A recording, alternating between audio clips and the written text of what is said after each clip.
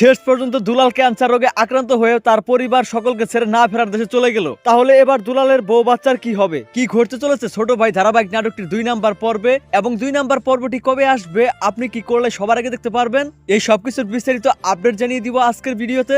তাই আজকের ভিডিওটি সম্পূর্ণ দেখতে থাকুন। হ্যালো ভিউয়ার্স, আসসালামু আলাইকুম, কেমন আছেন সবাই?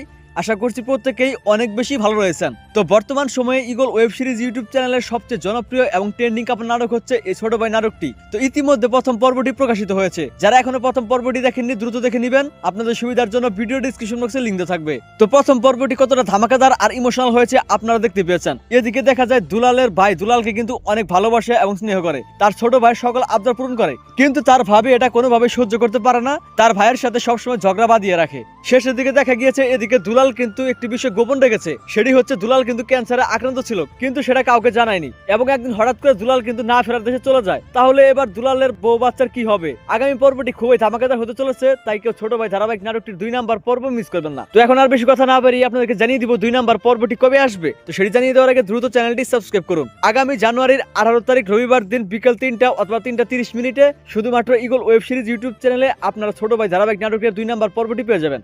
তো দেখা হচ্ছে নতুন নাটকের আপডেট নিয়ে। খোদা হাফেজ।